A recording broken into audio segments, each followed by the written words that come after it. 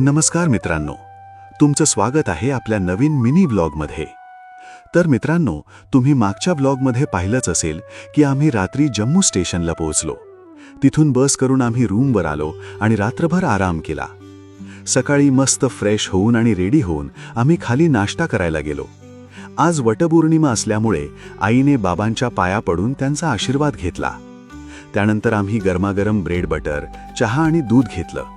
मग इथला प्रसिद्ध न्यूट्री आणि चीज कुलचा खाल्ला. खरंच त्याची चव अप्रतिम होती. थोड्याच वेळात आमची बस आली आणि आम्ही शिवखोडीकडे प्रवासाला निघालो.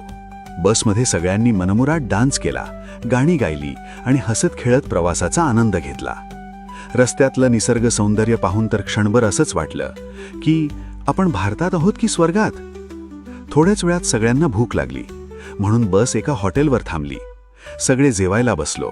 आईने मस्त सरसो का साग आणि मक्के की रोटी ऑर्डर केली. पोटभर जेवण करून आम्ही पुन्हा पुढच्या प्रवासाला सुरुवात केली आणि शेवटी आम्ही शिवखोडी येथे पोहोचलो.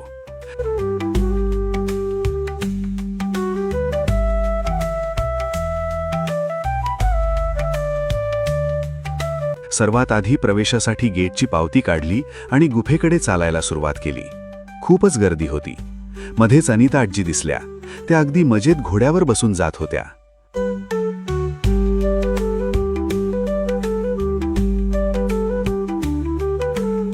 थोडं पुढे गेल्यावर ढोल ताशांचा आवाज घुमत होता आणि किशीताई तर त्या तालावर मनसोक्त नाचत होत्या. आणि मग तो क्षण आला.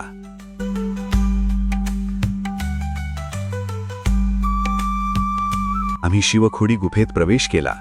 एवढ्या छोट्या आणि अरुंद गुफेतून आत जाणं म्हणजे खरंच एक टास्कच होता. पण भोलेनाथाच्या कृपेने आम्ही सुखरूप आत पोहोचलो. महादेवांची आरती घेतली, मनोभावे दर्शन घेतलं आणि तो अविस्मरणीय क्षण कायमचा मनात साठवून ठेवला. दर्शन झाल्यानंतर आम्ही खाली आलो.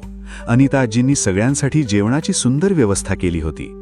त्यांनी मस्त पुलाव बनवला होता, त्यासोबत लोणचं आणि सगळ्यांनी मिळून जेवणाचा आनंद घेतला. त्यानंतर आम्ही तिथेच रूम घेतले आणि रात्रीची वस्ती केली. तर मित्रांनो, आजचा मिनी व्लॉग इथेच संपवूया.